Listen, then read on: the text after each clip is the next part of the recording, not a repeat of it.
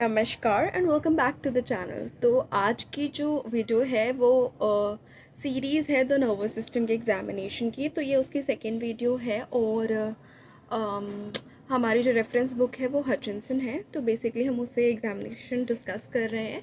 जितने एग्जामिनेशंस हों पॉसिबल हो पाएंगे, यदि कुछ प्रैक्टिकल दिखाना तो दिखाऊंगी, बाकी हम डिस्कस तो कर ही सकते हैं और आप अपने जो क्लिनिकल एक्सपीरियंसेस हैं वो शेयर कर सकते हैं।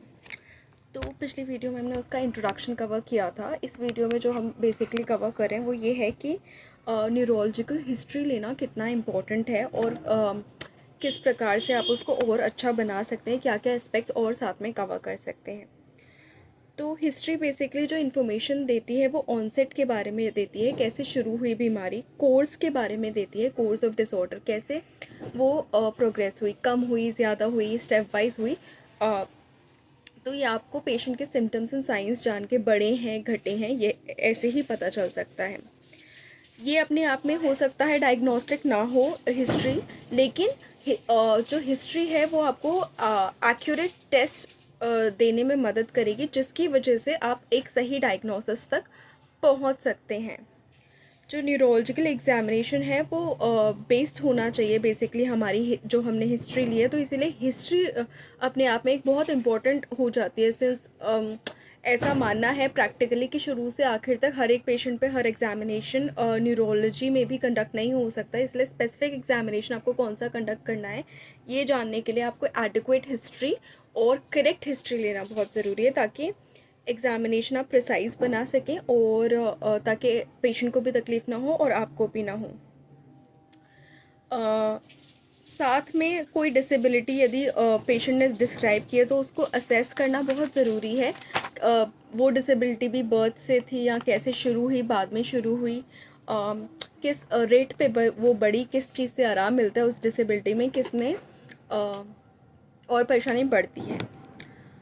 कोई प्रेजेंस या एब्सेंस है कोई भी ऐसे फीचर का जो एक्सटेंड कर सकता है या मॉडिफाई कर सकता है हमारे डायग्नोसिस को, जो हो सकता है हमें ये ना लगे कि नर्वस सिस्टम से रिलेटेड है, लेकिन कोई भी ऐसा फीचर बहुत सारे गैस्ट्रिक और नर्वस सिस्टम के फीचर्स जो है एक साथ अपीयर हो सकते हैं, तो गैस्ट्रिक समझ के उसको छोड़ नहीं देना चाहिए, एटलीस्ट हिस्ट्री में वो रखना चाहिए, ताकि आगे हम डिफ्रेंशिएट कर सकें। मतलब डोंट लीव एनी सिम्टम और don't under estimate any symptom. तो हमें सारे सिम्टम्स पे और साइंस पे ध्यान देना बहुत ज़रूरी है। अगेन कैसे सिम्टम डेवलप हुआ या एक्सटेंड हुआ during the course of illness वो जानना ज़रूरी है। और बहुत बेसिक क्वेश्चंस में इन्होंने बताया हुआ है कि क्या क्या कंसिडर करना है। कि पहला क्वेश्चन उन्होंने दिया हुआ कि क्या क्लिनिकल कोर्स जो है स्टेप वाइज था, एक एक स्टेप करके आगे बढ़ा था, या एकदम पीक पे पहुंच गई थी बीमारी। सेवरल एग्जैजरबेशंस बीच में थे, यानी धीरे धीरे एग्रेवेट हुआ फिर ठीक हुआ, एग्रेवेट हुआ फिर ठीक हुआ, बड़ी ठीक हुई, बड़ी ठीक हुई, ऐसा कुछ था। पार्शल रेमिशंस, यानी बीच बीच में बीमारी बिल्कुल बंद हो गई थी, देखिए लग ही नहीं रहा था पेशेंट बीमार है, ऐसा कुछ हुआ था। ये जानना बहुत ज़रूरी है, क्योंकि जो पार्शल रेमिशंस हैं वो हो सकता है फीचर हो किसी डीमाइलिनेटिंग डिजीज़ के, या स्ट्रोक के, या सम रेमिटेंट पेरिफेरल न्यूरोपैथीज़ के। इससे हमें ये पता चल सकता है। दूसरा इन्होंने दे रखा है कि क्या जो क्लिनिकल कोर्स है वो स्टेडली प्रोग्रेसिव था, मतलब कि धीरे धीरे धीरे धीरे बीमारी बढ़ी ही है, बीच में कुछ अप्स एंड डाउन्स नहीं आए कि अब ठीक हो गई, अब बढ़ गई, अब बढ़ गई, धीरे धीरे बढ़ी ही बढ़ी है। तो ये जानना ज़रूरी है। साथ में तीसरा इन्होंने देखा है कि क्या illness more rapidly worsening now than at the onset है, मतलब जब शुरू हुई तो इतनी ज़्यादा तेज़ी से नहीं बढ़ रही थी, लेकिन अब जब पेशेंट आपके पास आया तो एकदम इलनेस बढ़ गई है, उसके सिम्टम साइंस बहुत ज़्यादा एग्रेवेटेड कंडीशन में है। ये जानना ज़रूरी है। चौथी चीज़, क्या पेशेंट अभी इम्प्रूव कर रहा है, क्या उसने बीच में कोई मेडिकेशन ली है, क्या अभी इम्प्रूव कर रहा है, या बिना मेडिकेशन के भी क्या अभी वो इम्प्रूव कर रहा है, तो ये जानना ज़रूरी है।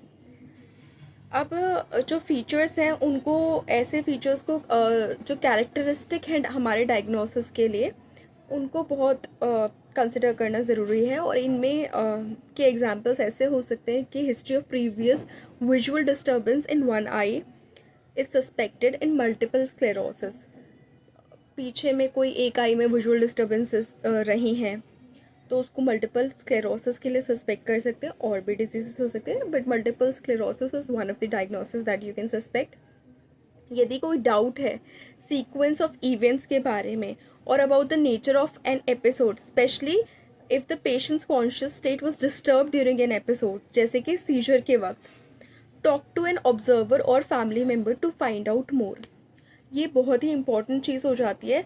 बहुत सारी नर्वस कंप्लेंट्स में पेशेंट खुद अनकॉन्शियस हो जाता है, तो उसको सीक्वेंस ऑफ इवेंट नहीं पता होता कि पहले क्या हुआ था। एंड ये एज अ होम्योपैथ इसलिए भी ज़रूरी है क्योंकि बहुत सारी हमारी दवाइयाँ ही बेस्ड है कि पहले कौन सा ऑर्गन इफेक्ट हुआ है, पहले कौन सी साइड इफ़ेक्ट हुई है, ये जानना बहुत ज़रूरी है।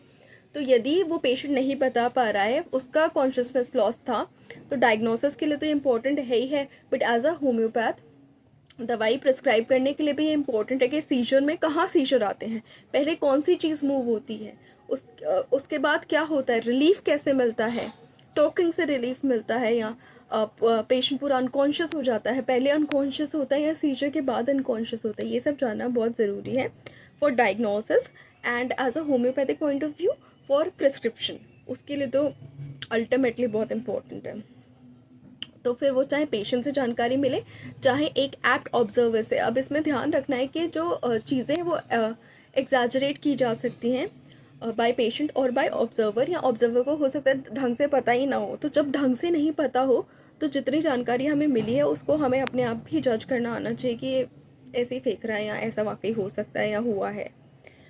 तो ये पॉइंट बहुत इंपॉर्टेंट हो जाता है। यदि पेशेंट वेग अपीयर होता है या स्टोरी इनकंसिस्टेंट है तो फिर तब भी किसी और से बात करने की ज़रूरत है जिसको पेशेंट के बारे में अच्छे से पता है। कि ये जानना बहुत ज़रूरी है उस ऑब्जर्वर से या पेशेंट के जो साथ आए हैं उनसे कि कोई डिटेरियोरेशन हुआ है थॉट में या मेमोरी में या बिहेवियर में, जो कि प्रोग्रेसिव डिमेंशिया या progressive focal higher level brain disturbance such as aphasia suggest कर सकता है। मेमोरी की डिस्टर्बेंसेस वगैरह उनके साथ रहने वाले लोग ज़्यादा अच्छे से बता सकते हैं। हिस्ट्री पे टाइम स्पेंड करना बहुत फ़ायदेमंद रह सकता है डायग्नोसिस के लिए। डायग्नोसिस अच्छा होगा तो ट्रीटमेंट अच्छा होगा, डायग्नोसिस अच्छा होगा और प्रॉबेबल डायग्नोसिस अच्छा होगा तो टेस्ट सही डायरेक्शन में प्रिस्क्राइब होंगे, और फिर फाइनल रिजल्ट जो है पेशेंट की रिकवरी, जो सबका जो इतना टाइम और एनर्जी लगती है एज डॉक्टर्स सबकी या फिर एज पेशेंट्स और उनके attendants, there is always two side, there are always two sides to one thing. जहाँ डॉक्टर्स काम कर रहे हैं वहाँ पेशेंट के अटेंडेंस और पेशेंट्स खुद भी अपने आप पे काम कर रहे होते हैं, तो सबकी टाइम एंड एनर्जी जो है फ्रूटफुल होनी चाहिए। तो इसीलिए हिस्ट्री टेकिंग हमेशा बहुत अच्छी होनी चाहिए। कितने भी अच्छे से पेशेंट ट्राई कर रहा हो अपनी चीज़ें एक्सप्लेन करने के लिए, लेकिन यदि उसको कोई जेन्युइनली नर्वस डिस्टर्बेंस या मेंटल डिस्टर्बेंस है तो वो हो सकता है पूरी तरीके से अपनी कंप्लेंट्स ना बता पाए, क्योंकि एक तो उसका खुद ही नॉर्मल स्फेयर से अलग है वो, दूसरा ये चीज़ें नॉर्मल स्फेयर में भी फ्राइटनिंग एक्सपीरियंसेस होती हैं और अपने रेल्म से बाहर होती हैं। इसीलिए उस लेवल पे जाके समझना बहुत ज़रूरी है कि हो सकता है ये इन्फॉर्मेशन आधी अधूरी हो, ये किस पूरे सिम्टम की ओर गाइड कर रहा है, वो भी एक क्वेश्चनिंग का पार्ट होना चाहिए after learning about everything from the patient और हिज अटेंडेंट। यदि पेशेंट हेडेक की कंप्लेंट करता है तो हेडेक में अपने आप में बहुत सारे क्वेश्चंस बनते हैं। पर्टिकुलरली बहुत ज़्यादा कॉमन सिम्टम है जो नर्वस सिस्टम एग्जामिनेशन में पाया जा सकता है और बहुत ज़्यादा इन्फॉर्मेशन हमें दे भी सकता है उसके जो सिम्टम टाइप के टेम्पोरल फैक्टर्स से, कॉजेशन, ट्रीटमेंट्स और अदर रिलेटेड हेल्थ फैक्टर्स को लेकर। तो इसीलिए यहाँ पे एक असेसमेंट ऑफ हेडेक एक एग्जाम्पल के तौर पे एक कॉमन न्यूरोलॉजिकल सिम्टम को यूज़ करके, जो कि बहुत कॉमन है, एक उन्होंने असेसमेंट के तौर पे टेबल दी हुई है हचिंसन में, जो हमारे क्वेश्चन एयर का पार्ट हो सकती है और हमें हेल्प कर सकती है और अच्छे से प्रॉब्लम को जज करने में। तो बेसिकली इस टेबल को as generic system of inquiry बाकी अदर प्रॉब्लम से भी रिलेट कर सकते हैं। इन्होंने हेडेक को एज एन एग्जाम्पल ट्रीट करके, because it is one of the most common symptoms in nervous system, तो वो डिसऑर्डर्स, तो वो हम इसको डिस्कस करेंगे। तो सबसे पहला क्वेश्चन उनका है कि what clinical types of headache does the patient describe, किस तरीके से वो अपने हेडेक को डिस्क्राइब कर रहा है, उसके हिसाब से आपकी क्या क्लिनिकल पिक्चर बनती है उस हेडेक को लेकर, तो वो आपको साइड में या तो लिख लेना है या अपने माइंड में रख लेना है। हो सकता है एक से ज़्यादा क्लिनिकल पिक्चर आपके दिमाग में बन रही हो जिस तरीके से वो हेडेक को डिस्क्राइब कर रहा हो। दूसरा क्वेश्चन है टेम्पोरल एस्पेक्ट्स ऑफ हेडेक, कब शुरू हुआ था, व्हेन डिड इट बिगेन। अभी इतने, अगर बहुत समय पहले शुरू हुआ था तो अभी क्यों हेल्प के लिए पूछ रहे हैं, क्या बीच में, अब अभी क्यों हेल्प के लिए पूछ रहे हैं, ये पेशेंट को डीमीन करने के लिए नहीं, बल्कि ये इंक्वायर करने के लिए कि क्या मजबूरी रही हो सकती है कि इतने समय तक ट्रीटमेंट नहीं लिया, या फिर हो सकता है बीच में कोई आसपास से ट्रीटमेंट लिया हो और वो डर की वजह से वो नहीं बताना चाह रहे हो। तो जानना, उस ट्रीटमेंट को भी जानना बहुत ज़रूरी है। सो एक एनवायरनमेंट फ्रेंडली उस वक्त क्रिएट करना बहुत ज़रूरी है, क्योंकि हमें बेस्ट ट्रीटमेंट ऑफर करना है। Goal is to offer the best treatment. तीसरी, temporal features, is it cyclic, daily, फिर अनरेमिटिंग हो सकता है। ड्यूरेशन क्या है ईच हेडेक का, कितने समय तक लास्ट करता है। तीसरा जो क्वेश्चन है इनका, character of the headache as a symptom, intensity क्या है, नेचर एंड क्वालिटी क्या है, साइट एंड स्प्रेड क्या है, एसोसिएटेड सिम्टम्स क्या है। ये disease diagnosis and remedy prescription in homeopathy में बहुत हेल्प करते हैं। पॉजिटिव फैक्टर्स, चौथा क्वेश्चन इनका बनता है कि प्रेसिपिटेटिंग फैक्टर्स क्या है, किस वजह से ये शुरुआत हुई थी या अभी भी शुरुआत कब होती है। एग्रेवेटिंग एंड रिलीविंग फैक्टर्स कौन से हैं, किससे बढ़ता है किससे घटता है। पांचवा है रिस्पॉन्सिवनेस टू एनवायरनमेंट कैसा रहता है। What are the limitations imposed by headache as a symptom. जब हेडेक होता है तो क्या नहीं कर सकते हैं, काम नहीं कर सकते, बोल नहीं सकते, किस चीज़ से बढ़ रहा है, मतलब बिल्कुल ही लिमिट हो जाता है किस चीज़ में, वो ध्यान जानना जरूरी है। What medications and other treatments are used and with what benefit, किस चीज़ से आराम मिल रहा है, कौन सी बीमारी से या किसी हॉट फर्मेंटेशन से किस चीज़ से आराम मिल रहा है, ये जानना बहुत ज़रूरी है। छठा इन्होंने पूछा है कि हेल्थ बिटवीन अटैक्स, जब दो हेडेक का अटैक्स होता है वो सर्टन, जैसे एक आज हुआ दूसरा परसों हो रहा है, तो उस बीच में, आज और परसों के बीच में हेल्थ कैसी है पेशेंट की, वो जानना ज़रूरी है। कम्प्लीटली वेल रहते हैं या फिर वो परसिस्टेंस हल्का हल्का होता रहा कि अभी आज तो बहुत तेज़ हो रहा है, परसों भी बहुत तेज़ हुआ, लेकिन होगा, लेकिन बीच में थोड़ा थोड़ा होता रहेगा या बिल्कुल नहीं होगा, ये जानना ज़रूरी। डिप्रेशन होता है बीच में, कोई एंजाइटी होती है, कोई फियर्स एसोसिएटेड है। Social and work related consequences क्या क्या होते हैं उसकी वजह से उस दौरान अटैक्स के बीच में।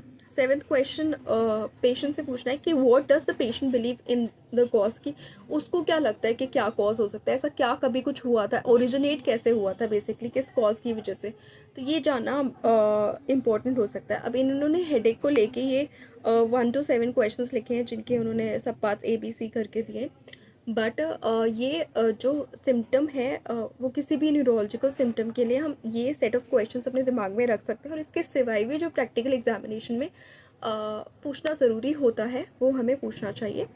और क्योंकि एग्जामिनेशन और हिस्ट्री टेकिंग का रोल ही बेसिकली यही है कि जो बेस्ट डायग्नोसिस पे आ सके और बेस्ट ट्रीटमेंट प्रोवाइड हो सके, पेशेंट को ठीक होना है या पेशेंट को ठीक करने का बेस्ट प्रयास करना है, ये हमारा एम है। So that's it for the video for today. आज हमने कवर की बेसिकली द न्यूरोलॉजिकल हिस्ट्री।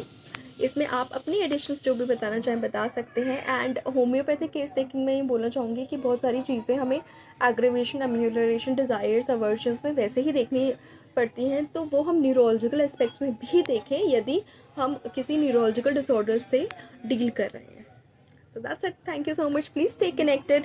इस सीरीज़ की नेक्स्ट वीडियो में हम न्यूरोलॉजिकल एग्जामिनेशन शुरू करेंगे, उसके बेसिक कॉन्सेप्ट्स या उसके बारे में बेसिक टर्म्स शुरू करेंगे।